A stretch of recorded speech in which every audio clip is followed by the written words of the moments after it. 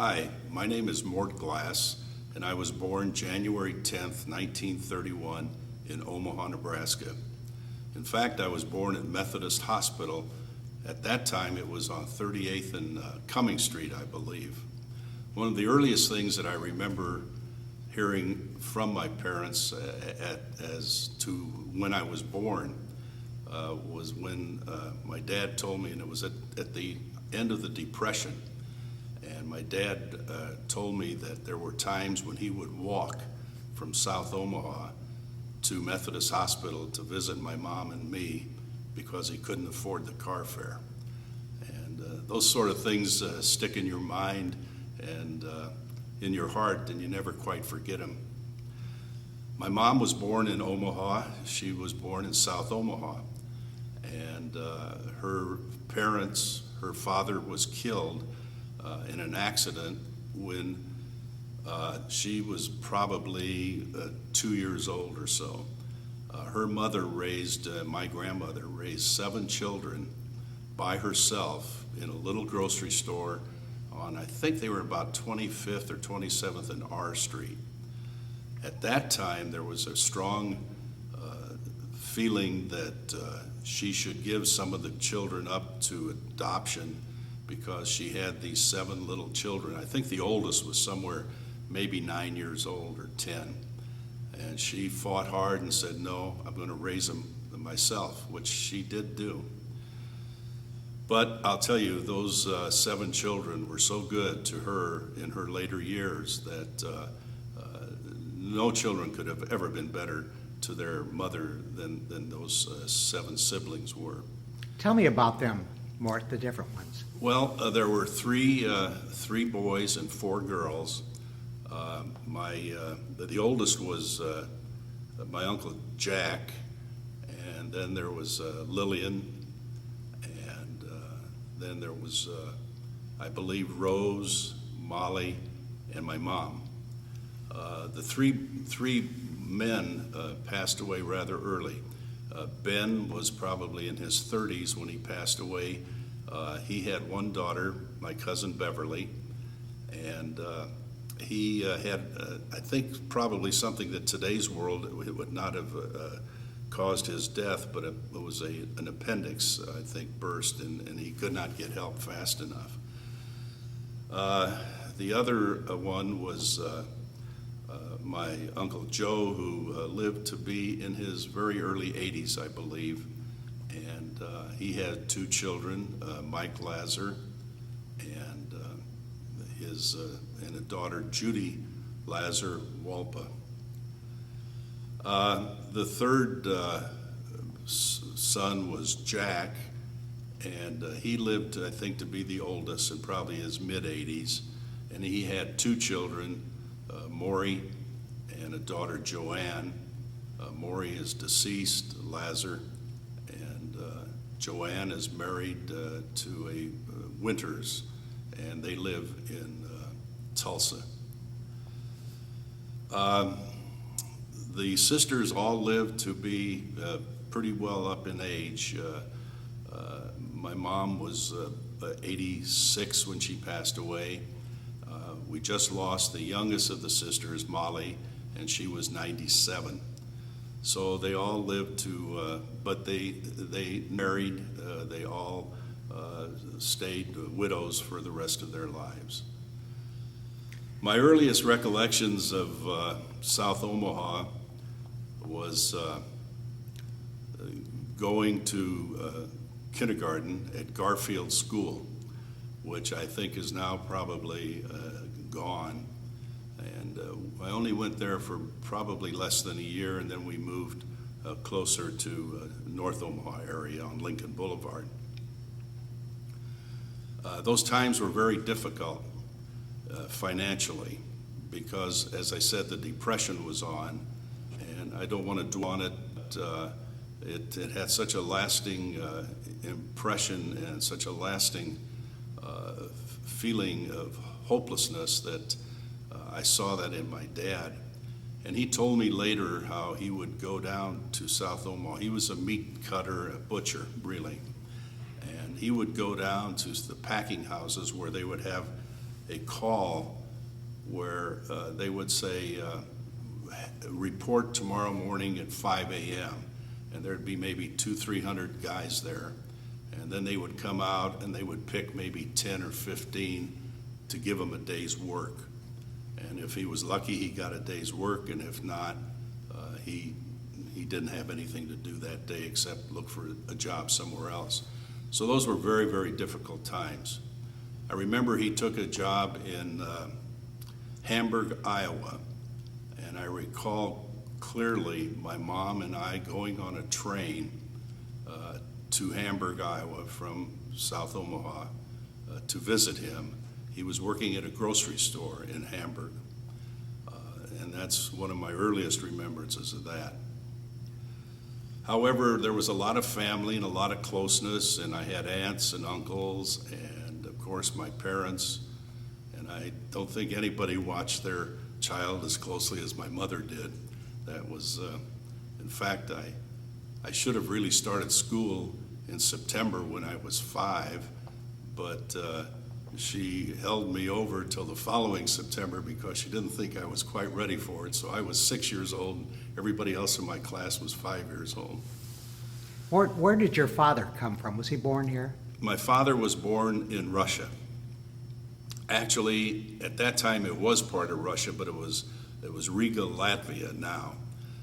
But in a sense it was Russia because during that particular time I think that the border changed quite regularly, and at 1 minute it was Latvia and the next time it was Russia. He came to the United States when he was probably about 18 years old, and at that time it was he got drafted into the Navy, and he served a short time in the Navy. He had one brother who lived in the States, and that was in Cleveland, Ohio. And he went to Cleveland and spent time there. My mother went to Cleveland to visit some relatives on her side of the family, and they met there, and that was the beginning of their romance and marriage. He came to Omaha after leaving Cleveland, and it was a change for him because he had somewhat settled into what work he was doing in the Cleveland area. He primarily bought and sold live cattle. He would go out into the countryside, and I could tell more about that, but I remember making short trips with him where he would go to the farmers in the area around Omaha and buy live cattle, hopefully that he was buying them at a price that he could take it into the terminal market in South Omaha and resell it, the animals, and hopefully was able to make a profit doing that. As he stayed in the meat business during that time, he eventually got in a position where he could buy a small meat market, and that was called Omaha Kosher Meat Market. And I remember working in the store there when I was probably 12, 13, 14 years old, and helping him during that time. And we began to it grew, and it was one of 3 kosher markets that were in Omaha during that time. In later years, as I went to school and worked in the store, we had a time when we began to wholesale meat, and I kind of gravitated to doing that, where my dad and mom ran the kosher meat market side. I began to wholesale meat to other stores. My dad passed away in 1961, and at that time I had to make a decision. My mom was working way too hard in the store, and we felt that it was not in the best interest to continue with the store as my small wholesale business was growing, and I enjoyed it. And so we sold what little there was to sell to some people that had worked for my dad. They were newcomers that came to the U.S. as survivors from the Holocaust. And they worked for my father in the meat market, and eventually they began to operate the market themselves. I could tell a lot of stories about that part of our life. 24th Street in those days was very, very different. Tell me about it, Mort. Well, it was really it was a destination place for Jewish families to go to 24th Street. The bakers were there. There was Forbes Bakery. There was Adler's Bakery. There was several that I probably don't remember. I think there was a Fuff's, and there was the 3 kosher meat markets all within a block of each other. It was very, very hard work. My parents worked extremely hard, many, many long hours. There was no such thing as closing hours, because if he thought we would close the store at, say, 7 o'clock, somebody would come, and many times it would be 10 o'clock till the last person that we felt was going to show up did. He never wanted to turn anyone away. He never wanted to say, "I'm sorry, we're closed." So we stayed open. One of the things that I remember was being open on Saturday nights, and that was really something, because the bakery was open and the people would come and they wanted fresh lunch meat and fresh breads and meat for the week, and it became a very strong shopping time, as did Sundays too. The other strongest part of the week was probably Thursdays, when people would begin to purchase for Shabbos. Probably poultry was the biggest thing at that time, to have a chicken for their Shabbos dinner. The times were different.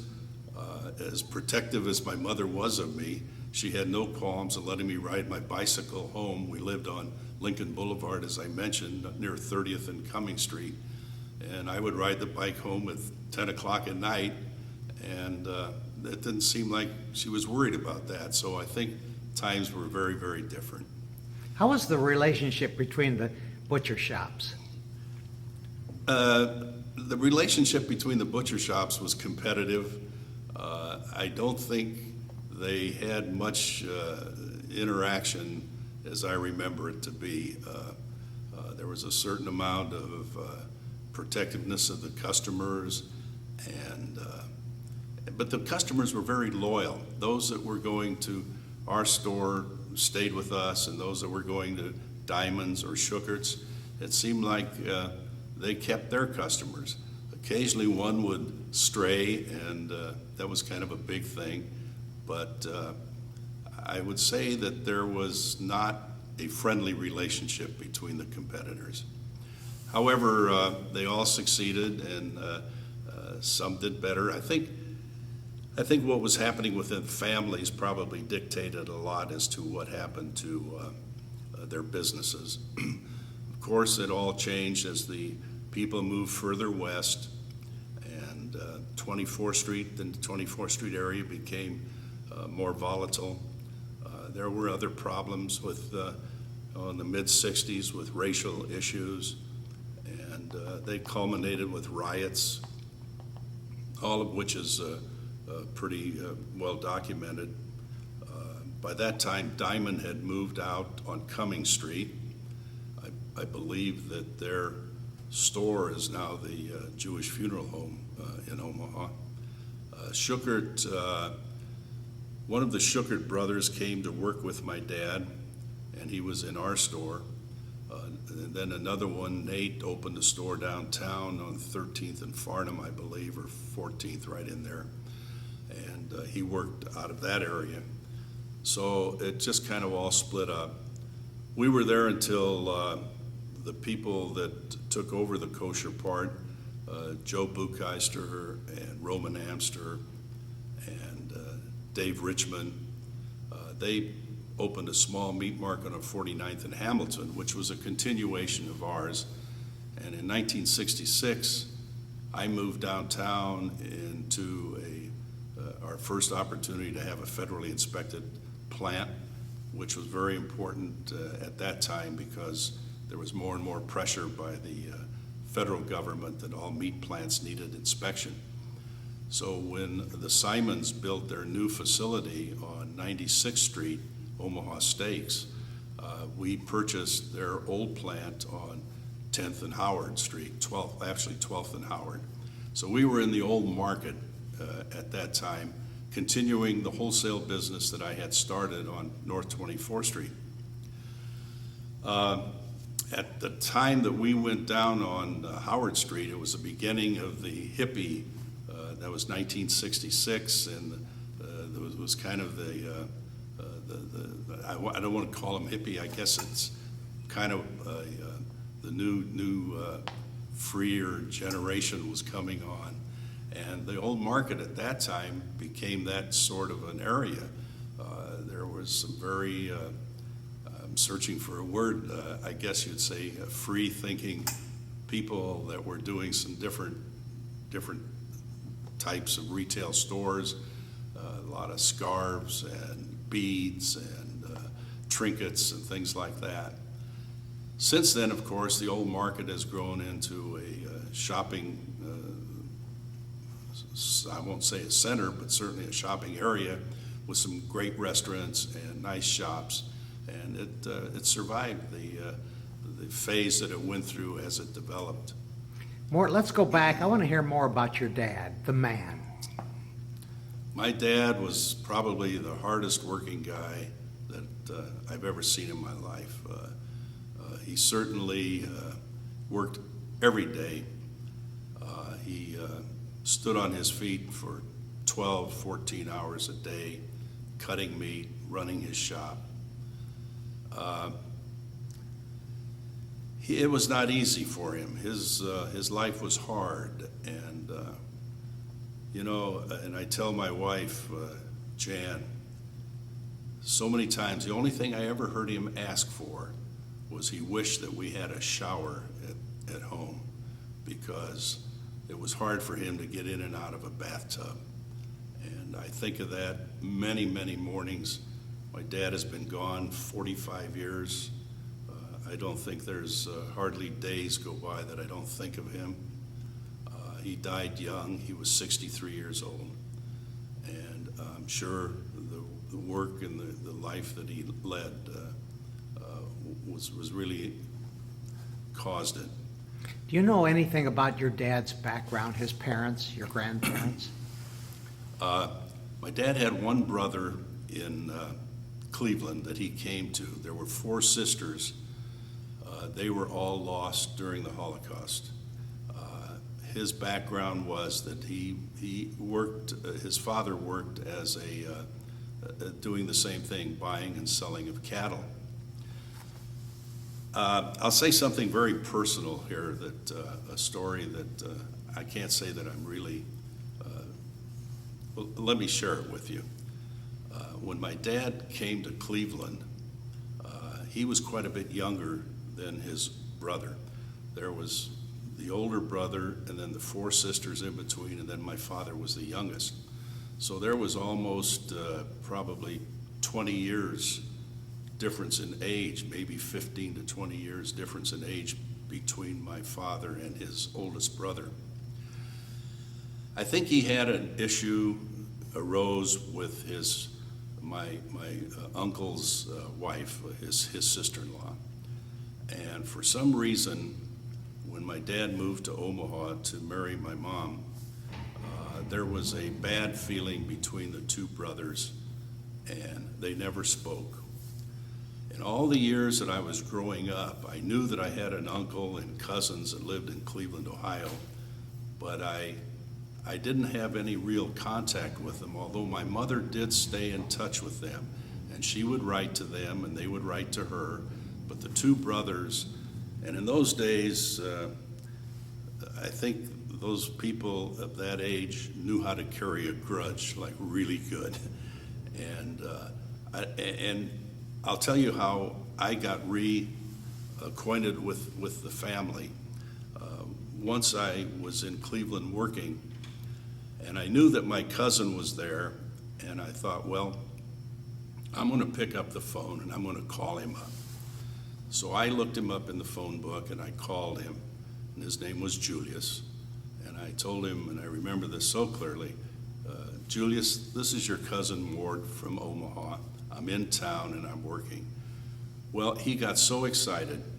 He said, "Where are you?" And I told him the hotel that I was staying at. And he said, "Oh, it's very close to my house. Don't move. I'm coming over. I want to see you." And I said, "Okay." So I waited, and a few minutes, here he came. And I tell you, he looked just like my father. He was just the spitting image of my dad. There was no question about it. And he came in and he hugged me and he cried, and a few tears came to my eyes. And he said, "I want you to come home with me now. I want you to meet my wife." And I went and I met her, and a lovely woman. And he said, "When are you going back to Omaha?" And I said, "Well, I'm going to go to this store opening tomorrow in Cleveland. And it'll be over probably around noon or so. And what I plan on doing is packing up and going back to Omaha. I have an afternoon flight." And he said, "All right, I'll tell you what." He said, "You go do that in the morning, and I'll talk to you later." He said, "In fact, maybe I'll see you at the hotel." So I got back to the hotel, and sure enough, there he was with his wife in the lobby waiting for me. And he says, "Come with me, I want you to see something." And we walked into a dining room that was a private dining room, and there was the whole family. All of his children, their grandchildren, their son-in-laws, their daughter-in-laws. I took one look at all these people, and they all had gray hair and nice schnozzes, and I said to myself, "These are my people." It was so obvious that this was the Glass family, and they were so giving and so warm. None of them ever knew why their father and my father argued. They never knew what it was about, but they knew that there was something there, but they were terrific people, and I've stayed in close contact with them. Jan and I have gone there several times. We took our daughter, she went with us once, I believe. They'd not met Jeff, but they spent time with Lisa and us, and we've stayed very, very close. My cousin passed away within the last year or so, and we saw him shortly before he died in Cleveland. We were there then. So that was a story of our family and my dad's. My dad was very giving. He would, nobody walked out of the store without getting meat if they couldn't pay for it, or food or whatever. But he was very stubborn. And for him to carry this kind of separation from his brother, I don't think was not, it just was such a different part of his nature, but yet it was real and it happened. But they never spoke again, and it was too bad. I understand that my uncle was a great family man. He had one son, Julius, my cousin, and 3 daughters. They're very religious. One of the daughters married a rabbi, and now they're all 3. The daughters are widows, but they're a very religious family, and we stay very close to him now. As far as him in business, he worked hard. He struggled. And I think I go back to the Depression time. It gave me a taste of what they were going through. He struggled so hard to keep that meat market going and to buy a piece of equipment and to pay for it. And, it was never scientific as what to charge for the meat. It was always, here, this is what it is. I mean, it was not run like an IBM or a business school format, but it was, whole thing was just geared to keep it going, which he was able to do. And hopefully I made the last years a little bit easier for him as I developed the wholesale business, which grew, and it took some of the burden off of him. But he was very sick, and at the end, and He had a malignant kidney that was removed just shortly before Jan and I got married, and that really took a lot out of him. But he wouldn't give up, and he never stopped fighting. And I really, I can only say how much I loved him, and how many things I wish I would have said to him, and some of the things I said that I shouldn't have said. And those things stick in my heart, and I can only correct them by being a kind of parent that I hope my children will remember me by as. Mort, let's go back and talk about your grade school years. Oh. Some of the people you knew and Yeah. some of your experiences then. After moving to Lincoln Boulevard and leaving, one of the earliest people in Omaha that I met was Jerry Rosinski. Jerry lived 2 doors away from, and we were living with my grandmother at that time in South Omaha, and on 21st and H Street. And Jerry lived 2 doors down, and I remember playing with him and being together with him and his family, his sister Ruth, his brother Saul, and of course his older brother Richard. And that was my earliest friend that I still see, Jerry, and we reminisce about some of the neighbors that we had in those days, those that would beat us up and those that would play with us. Anyway, when I was 6 years old, we moved up North Omaha to Lincoln Boulevard, which is not really North Omaha, but it's a lot further than South Omaha, north anyway. And there I met my dearest and closest friend, Eddie Belgrade. Eddie lived about 3 or 4 doors away from me, and we went to first grade together. We went all through grade school, through high school, through Omaha University. He was the best man at our wedding, and I was the best man at his wedding. We went into the service approximately the same time, although Eddie spent a longer time in it than I did. And we were very, very close. But Lincoln Boulevard in those days was really a very Jewish area. We had so many Jewish people. The Horwiches down at the end of the block, Justin and his parents and grandfather, I think his name was Davidson, lived there. There was Mrs. Schwartz. There was Foreman, the painter, lived on the corner. Coming up the block, there was the interesting, I remember there was an Abrahamson, they had a coal and feed store on 24th Street, and everything they delivered was with a horse and wagon, and they lived right next door to us. And I think they kept the horse in the back. I'm not certain about that, but I do remember so clearly that once it was snowing badly, and they had a black man that worked for him, and he was bringing the horse and the buggy through the snow up to their house for whatever reason, I don't know, and the horse slipped and fell in the snow. And so he started beating the horse, the driver did. And out of the house comes Mr. Abramson, and in his pajamas or underwear, I'm not sure which, but I think he was sick and he couldn't go, and that's why he was not driving the horse that day. And he went after this driver, don't hit the horse, don't hit the horse. And I remember that so clearly. But speaking of horses, I remember Lincoln Boulevard when the Omar bread man would come down the street with a horse and a wagon, and the dairy, the Almeida milk dairy was delivered with a horse and a wagon. I discovered one thing when I was a kid. I discovered that horses love watermelon rides, and if we had watermelon for lunch in the summertime and I'd come out on my way back to school, the horse would love to eat those watermelons. We walked to school 4 times a day, in the morning, back for lunch, back to school, and back home. So it was a full day, and it was a long walk.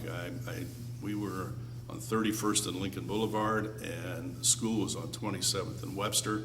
So I imagine that had to be 15 blocks or thereabouts.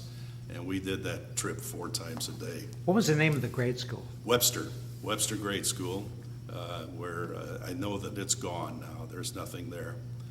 That was claim to fame was Henry Fonda, I think, went to school there, and but it was good. And I remember first grade teacher, and I remember being with Eddie. Going on up the street, there was the Butch Duncan, who's left Omaha. His mother, I believe his father was deceased. There was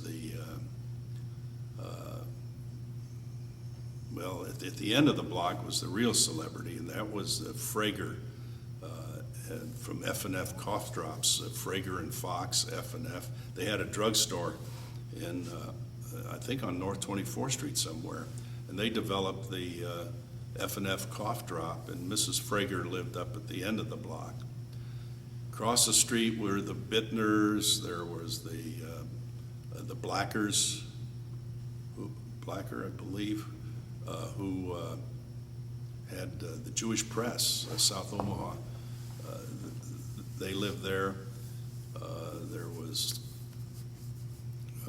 my cousin Lazarus down the street, Kolnick's, Konecki, Madeline Konecki, who later married Billy Bernstein. And also, I'm trying to remember, Plotkins. My goodness, the Plotkins were directly across the street. Norman Plotkin, he was driving when he was 3 years old, I think, because he would take the car and I would watch him. He would push it for as far as he could possibly go, maybe 10 feet, and then jump in and steer it as it went backwards to where he started pushing it from. But he was always around a car. The Plotkins were Renee and Marilyn and Norman. And they had grocery stores in Omaha. And they, with Plotkin Brothers, had probably 5 or 6 stores at one time, maybe more. But Lincoln Boulevard was a very, very Jewish street, and a lot of fond memories certainly are there. I think the economic pressures were still on, because I remember that we would walk from Webster School, Eddie and I, and we would walk to Tomatora on 20th and Dodge at the old Jewish Community Center. And my mother would pin a card token in my jacket, so that 2 of them, one to go to Tomatora and one to come back home with. And Eddie had the same situation. In those days, you would pay, and I don't even know what it is today to get on a bus. I guess you pay coins or cash, but they used to sell car tokens. And Eddie and I would decide if we wanted ice cream. We would walk from 27th and Webster, and on about 24th and maybe Davenport, there was a little Reed's ice cream stand. And that lady would take one of those card tokens for an ice cream cone. So we would walk if we wanted the cone bad enough, and if we didn't want ice cream, we would ride. But we walked quite a bit because we wanted that ice cream. We didn't have any extra money, but we were able to use that to get an ice cream cone. So I remember that very, very well as well. Tomatora was, and again, young kids would go there and go home in the dark, and it was not a big problem. As today, I think parents are very reluctant to let their children do that. I know we would never, we were always carpooling and chauffeuring and taking them everywhere. But that wasn't the way it was then, and you had to go, and either that or on your bike, and that was it. Tell me about your bar mitzvah, Mort. My bar mitzvah was at Beth Israel Synagogue, which was on 18th in Chicago. And since I was born in January, my bar mitzvah was in January, and it was cold. And I remember going to my bar mitzvah on the streetcar. We did not have a car, and it was freezing. But as far as it being a celebration or anything like that, it was very simple. I remember that my dad he bought herring. We had herring and maybe, I don't know, maybe some corned beef, but I'm not too sure about that. And we had some bulka, rolls and some schnapps and some pop. And I think that was the extent of the celebration. Certainly there was nothing going on that evening or the next day or anything like that. As far as presents went, I can't remember really getting very much in the way of gifts. Maybe a pen, perhaps. I sort of remember that. But bar mitzvah was quite simple, and it was ground into your mind by repetition until you could do it pretty well. And that was basically it. In that time, the synagogue, the men sat downstairs and the women were all upstairs, and there was a lot of pounding on the table and a lot of not very organized type of procedures, but that's the way shul was. And How about your high school years? What are your fondest memories of high school? high school was exciting. We went to Central High, and I graduated in 1949, went in 1945, just at the end of the war. Central High was a very, very prestigious at that time, and most all Jewish kids in Omaha went there. A few went to Benson and perhaps North, and maybe just a touch at South High, but Central was really the focal point. And the time there was, it was a sort of thing that it was as much social as it was educational. And every day after school, all the Jewish kids would go over to the Jewish Community Center right across the street, where there were activities going on there, and whether it was sports or just they had kind of a canteen where the kids just sort of hung out and planned whatever was going on, AZA functions and things like that. I guess in school I was not an outstanding student. I think I was probably pretty much middle of the road. I did enjoy the school work though, except math gave me trouble. Incidentally, my math teacher was Virginia Pratt, and I just recently visited her as she was doing rehabilitation and convalescence from surgery at the Jewish home. And so I stopped in to visit with her, and I introduced myself and said I was one of your students, probably from 1945, 46, 47. I said, "Do you remember me?" And she said, "No, I really don't." But she says, "But I don't remember a lot of them." But she was so pleased that I did come in and visit with her. She really enjoyed that. And we talked about what Central was like at that time. I was involved in ROTC at that time too. I played in a band, the ROTC band. And there were two bands. There was a senior band and the junior band. And you started in the junior band. And I think my talents kept me in the junior band, but I did become commander of the junior band after being first sergeant. And then as a first lieutenant, I was in command of the junior band. So that was probably one of my main accomplishments. What instrument did you play? I played the clarinet, and I must confess I was not very good, and I really don't know how I stayed in the band, but I think they just needed bodies to march around and make a little noise, and we were able to do that. But we had fun, and I did enjoy it. In fact, I stayed with ROTC program when I went to University of Omaha, and went through the whole Air ROTC program. And I received a commission as a second lieutenant in the Air Force when I graduated. So I found that very interesting, and I kind of stuck with it. I tend to be compulsive, and if I get on a track, I stay there, which can be a good thing or a bad thing, but it's been good for us. We raised two great kids, and I like all parents, love them very much and take pride in all of their accomplishments. Let's talk about meeting Jan. Met Jan guess where? The Jewish Community Center, of course.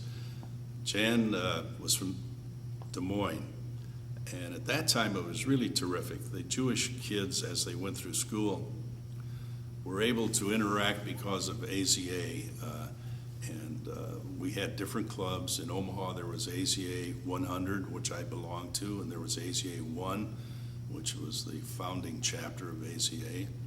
Council Bluffs had a chapter, I believe it was 7. Des Moines had, I think, only 1 chapter, and Sioux City had it. But the highlights of high school times were being able to go to these other cities and visit and have intramural sports and party dances and things like that. And I remember in 1949, that was a year I graduated. There was a dance at the center in Omaha, and Jan came over, and she had a date with, I can't remember. She'll tell you all about it.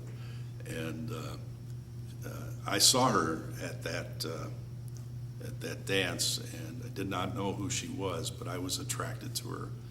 She was, I felt very attractive. And so I asked Eddie if he knew who she was or something, and he got her address. I'm not so sure that maybe she didn't have a date with Eddie, but I'm not positive about that. But anyway, I wrote her a letter, and she had written me a letter, which she had noticed me too.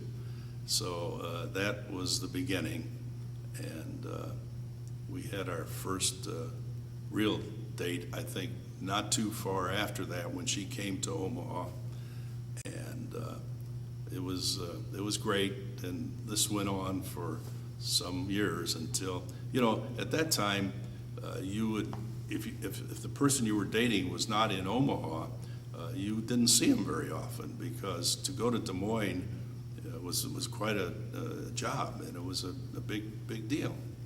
So we kind of corresponded a lot of letters, some phone calls, and of course the trips back and forth.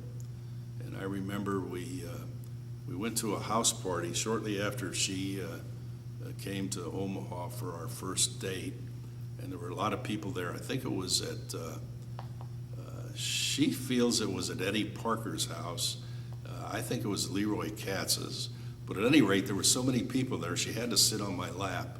Well, that finished the deal. That settled it right there. And so we've been together for a long time. We're going to celebrate our 50th wedding anniversary this next spring. And we dated for probably, knew each other for maybe 10 years before that. So our lives have been intertwined for many, many years. And it was terrific and still is. I want to hear a little bit about your military.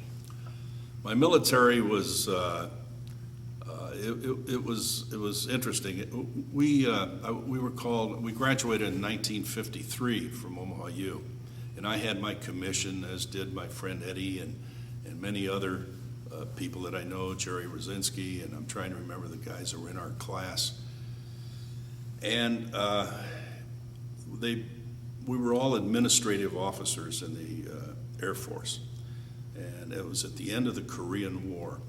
The Korean War was just ending in 1953, and suddenly the Air Force had so many administrative officers, they really didn't have any need for all of them.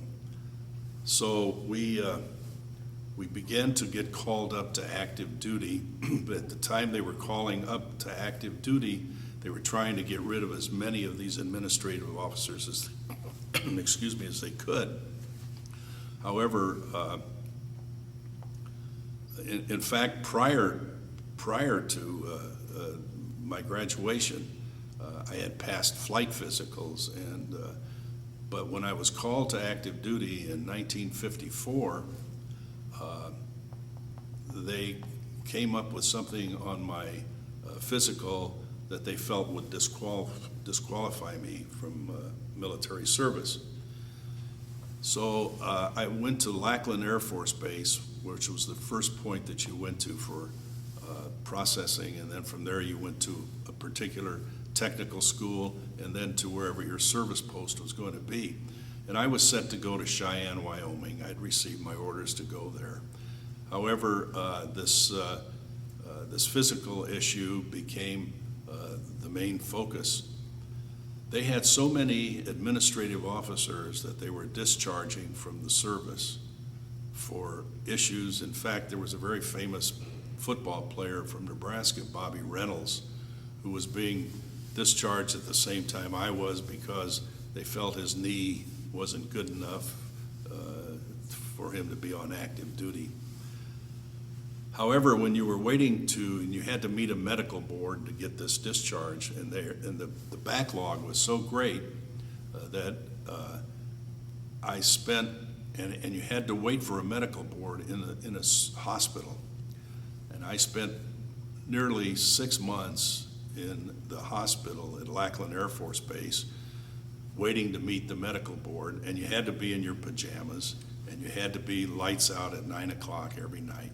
And the only escape you had was on the weekends you could get a pass to go out of the hospital, and you'd spend them in the BOQ quarters where you had a different kind of a life for a couple of days. If the government, if you get a medical discharge within 6 months of being called to active duty, it's a non-service incurred disability, and the government is not responsible for any medical benefits. If it's over 6 months, then it's, no matter what the reason was, it's a service incurred disability, and you then would have to, you would be eligible for benefits. Well, they were working really hard to get everybody out within 6 months, but it took right up to the last practical day for it to happen. So every morning we would get up and go and look on the bulletin board to see who was going to go meet the medical board that particular day, or perhaps it was the following day. And every day you'd go and see if your name was there.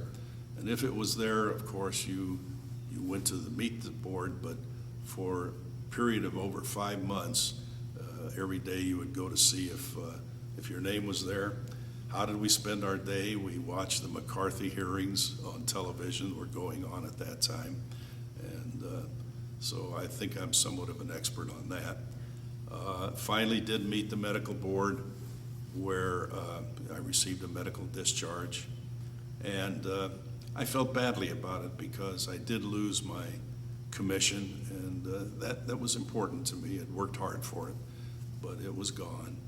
And so and the bad part was that the profile for an administrative officer in the Air Force is higher than the requirements for an enlisted man in the Army. So unless you had served 6 months of active duty, you were still eligible to be drafted.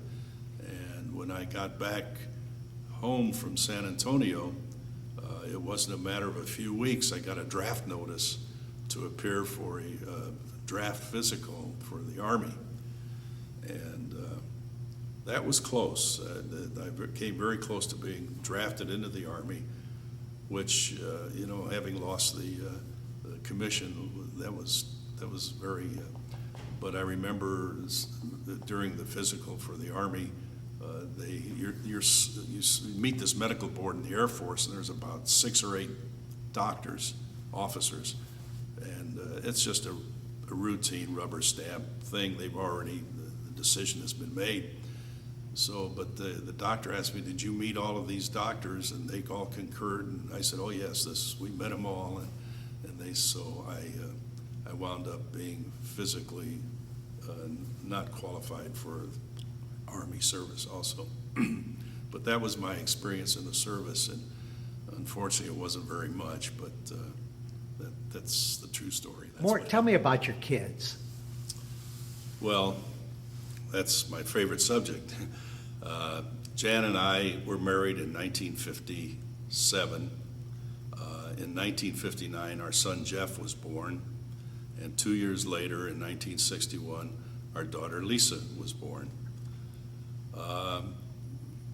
as all parents, and I'm sure whatever I say would be said by anyone, and justifiably so, but we've been very fortunate. Our kids have been really terrific. They've never, ever given us any reason for concern or alarm or things that you hear about that happen many times.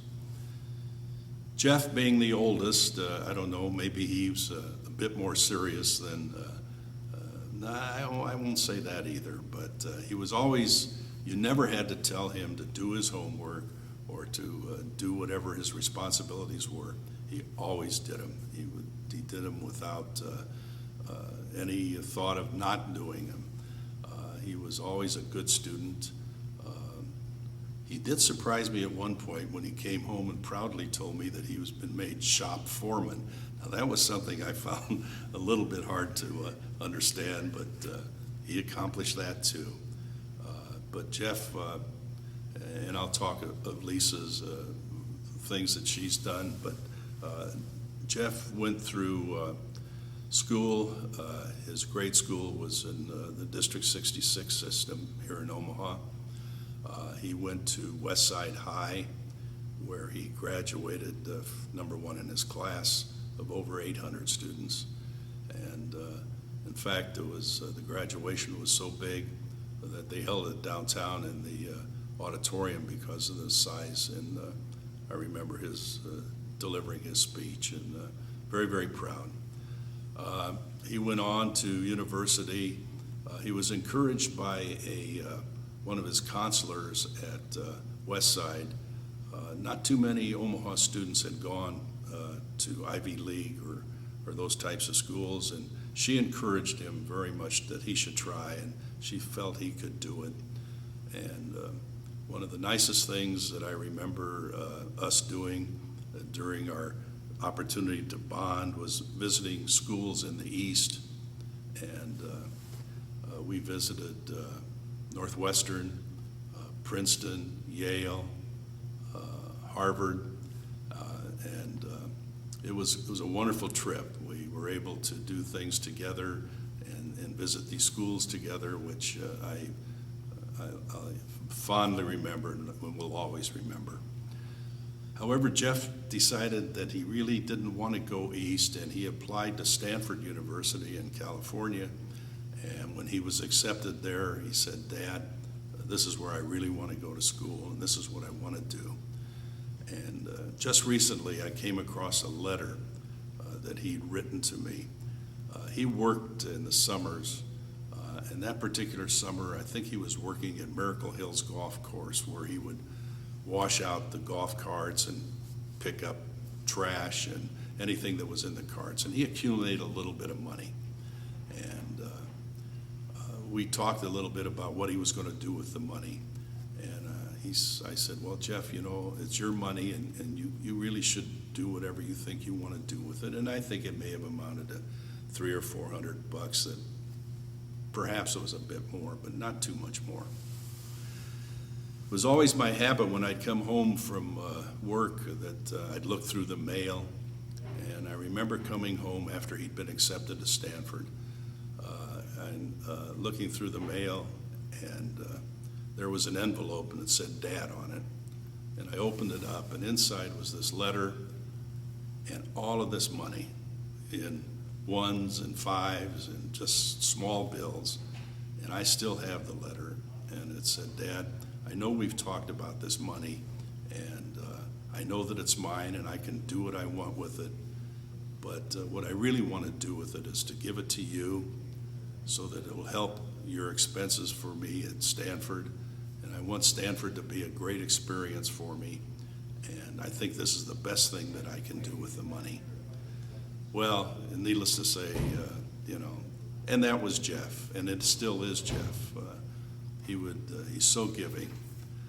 He went to Stanford, and he did very, very well there. He got into a course that they had called Human Biology, which encompassed not only biology and the physical sciences, but also sociology and things like that. And he did some research thing there with primates that he won a prize for.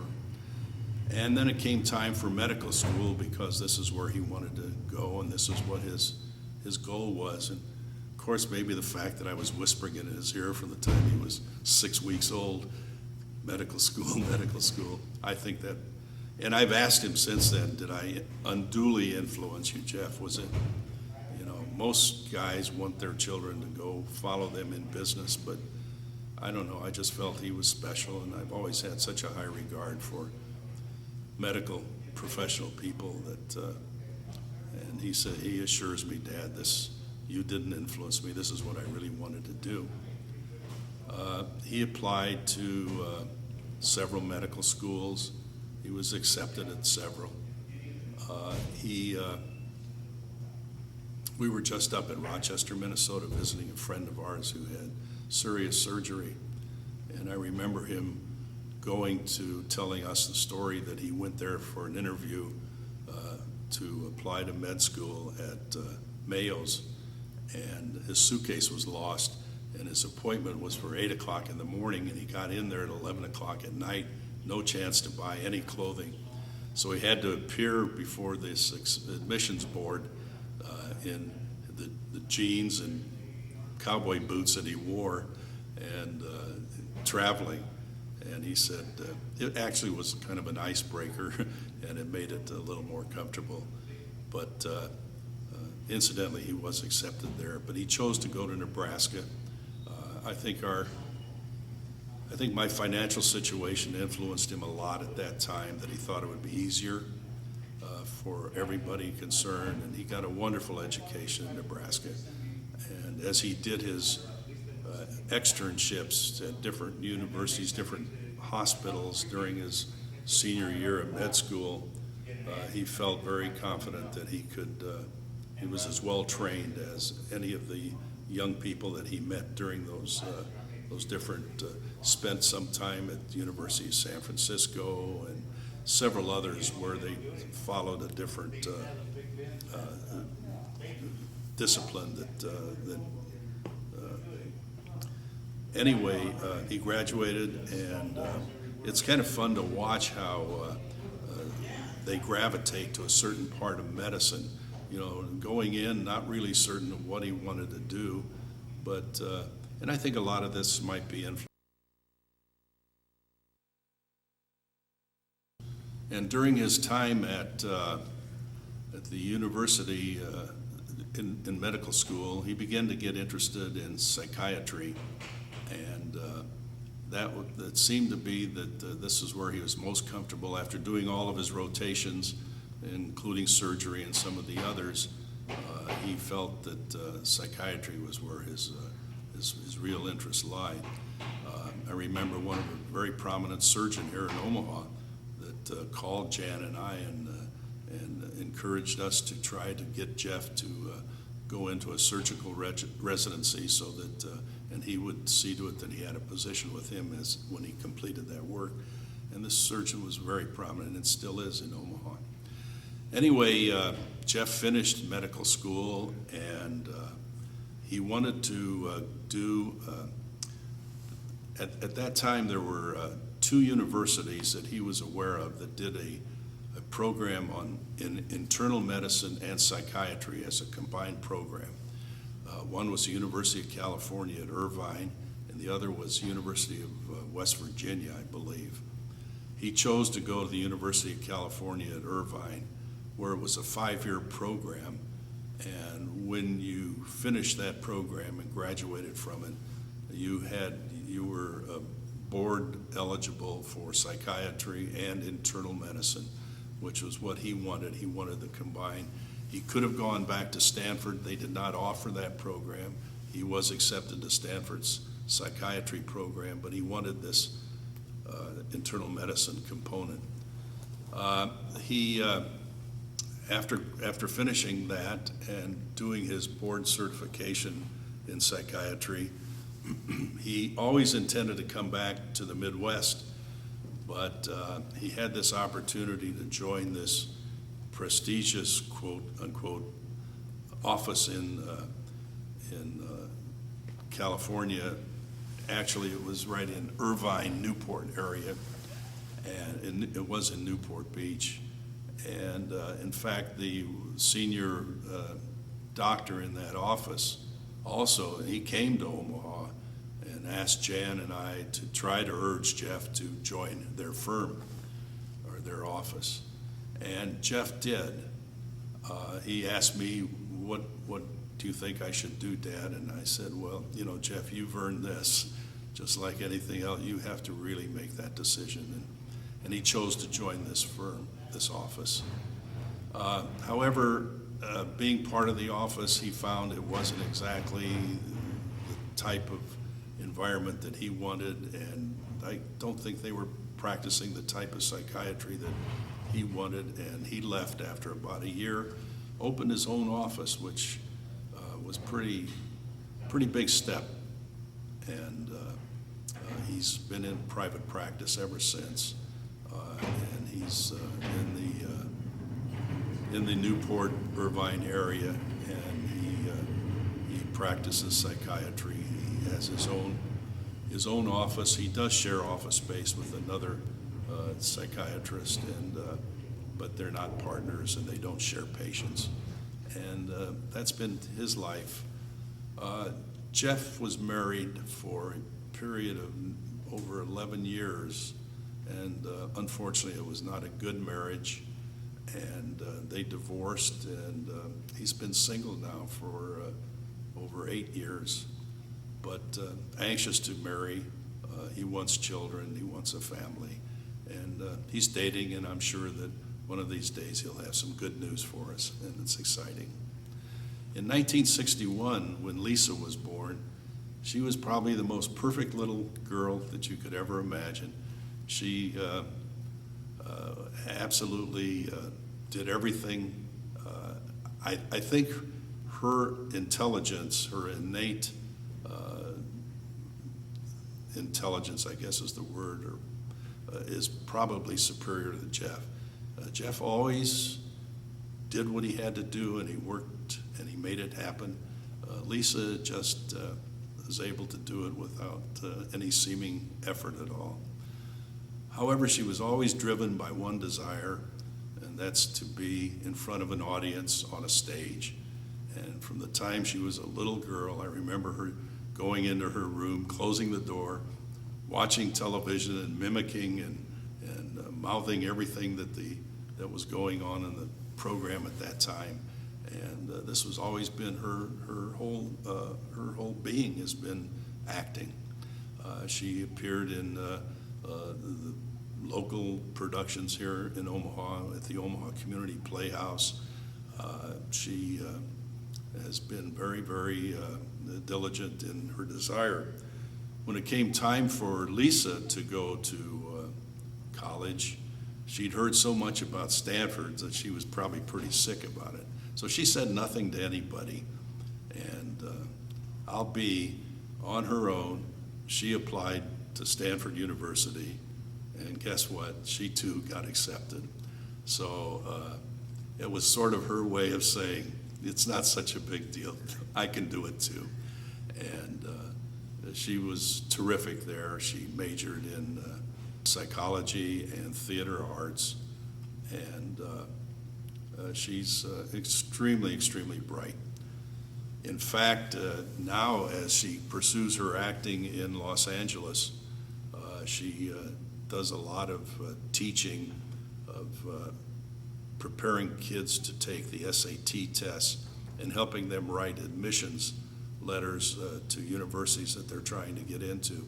So she's still using her brain power, and she uses it in her acting too, because she's able to, and again, just recently she did a small little play, a one-person thing that was sprung on her in the last minute, and she said, you know, I was able to memorize the whole thing, which is, of course, prime importance, and I'm sure she'd do much better in front of this camera than I'm doing, but and she's extremely talented that way.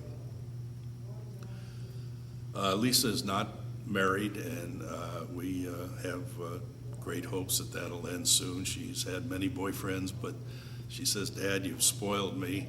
I have to be very careful who's going to be the father of my children, and I can't find any nice guys in LA that fit the bill, but I'm sure one of these days we'll be blessed with that happening too. Her career path is a difficult one. In fact, in many ways, I think it's more difficult than med school, because at least at the end of the road in medical school, you become a doctor, and you are now one. With acting, you never quite become one until you've had some successes, and she's had some, and she's done some commercial things. She's done plays. She has done a few TV spots. She's been on a couple of the soap operas with some small speaking parts. But it's very, very difficult, and there's a lot of talented people, and chance and luck have a lot to do with it, and certainly you don't get a lot of assistance. I've noticed in medicine that colleagues help each other a lot, but when it comes to acting, colleagues don't help each other at all, and so that's been what's the things that she has to face every day. And she's a trooper. She won't give up as much as sometimes I think maybe she should, but I support her, and we support her and love her, and we encourage her in all that she does, because I know that her day is just around the corner. In conclusion, it's pretty hard to talk about 75 years of your life in a 1-hour segment, but I do want to say a few things more. I want to go back and touch on my parents just for a moment or two more, to try to tell you how hard they worked, how good they were, and how their family meant everything to them. It was number one. But I want to talk about my family, and I want to talk about Jan, to tell her how much I love her, and to tell her how much a part of my life she's been, and how easy it was for us to get married, how easy it was for us to become parents, and how easy it has been for us to be together. I want to talk to my children, our children, Jeff and Lisa. I hope that someday you're blessed with the feeling that a parent has for the love for your children that I have for you. You both are in my heart every day, all the time. I am so proud and so satisfied with how good you are and how good you are to others. Lisa, how much you would give up for anybody that needed help. And Jeff, how dedicated you are to your profession and to helping people. And how good you are to Mom and I. I know that this is going to be a record that after I'm gone, this might be something that you can look at.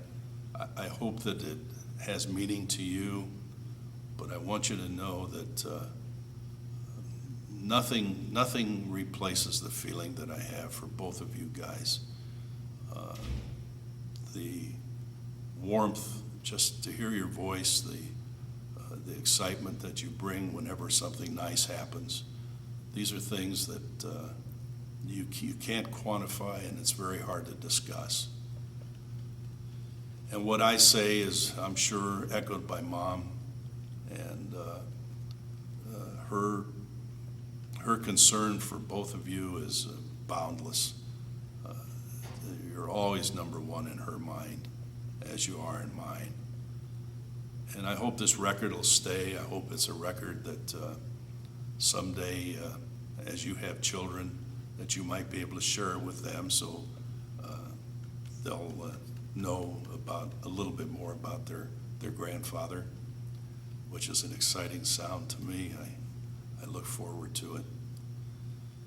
And please know that whatever you've done, you don't have to do anything. Just your presence is all I need. And I look forward to spending many more years with both of you and being able to build more memories. But what I've tried to do in this 1 hour segment is tell you a bit about how my life was when I was young. The times were so different then than they are today. There were so many things that we take for granted, whether it be even telephones, but certainly anything with television and computers and all of the conveniences that we have just weren't there then. But our lives were different and in many ways maybe more simple.